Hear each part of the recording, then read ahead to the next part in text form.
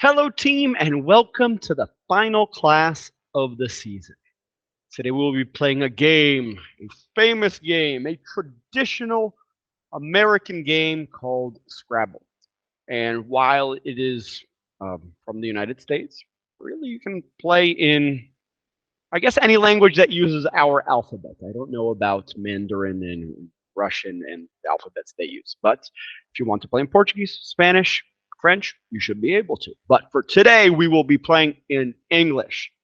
And while I don't think the online version will ever have the same level of fun that the actual board game has, I will introduce you to a way to play online. I think it's important to have options, and I had a lot of students who enjoyed this format this week. So let me introduce Scrabble to you. This is a picture from the International Market in Lagoa Santa. I recommend it. I recommend this barbecue sauce, jabuticaba barbecue sauce.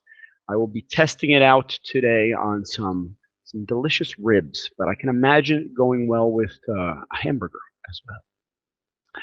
So your warm up was to watch this scene from The Simpsons, and bonus points if you can tell me what Quijibo means.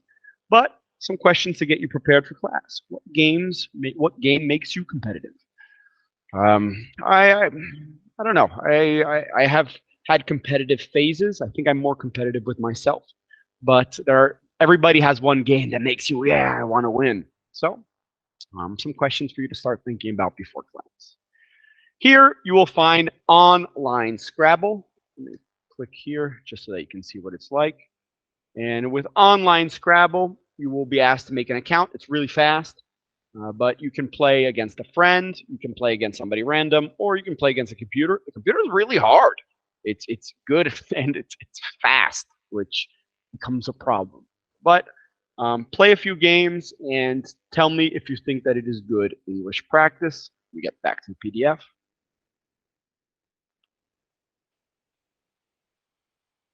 And some quick rules. You need to create words using the letters on the board. I recommend having a dictionary open. It will help you, especially if you're playing with a friend. But there's an online dictionary here as well. And the trick is really to use those little squares, the double word, triple word, double letter, triple letter, to get the most points possible. And for English practice purposes, I would say focus more on what words, what letters go together, because it will help you later on when you see new words. You will be used to, there's ing words, the ed, the words ending with st, ough. So familiarize with these letter patterns, and they will add up. They will help you in the long run. And let me see. Let me answer one of these.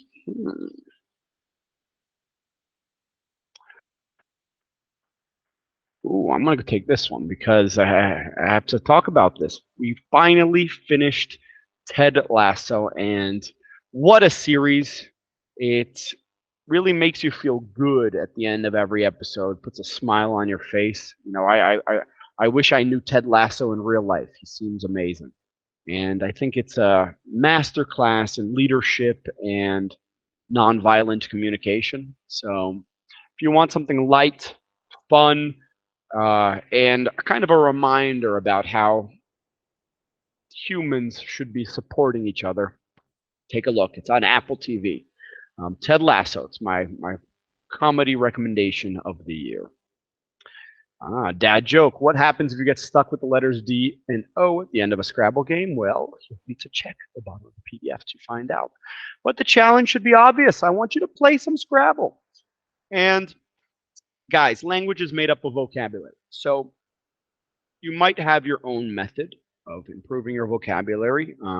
My student Javi, he introduced the way that he has been practicing. He puts in a lot of effort and has been seeing the results. He looks for 10 new words a day.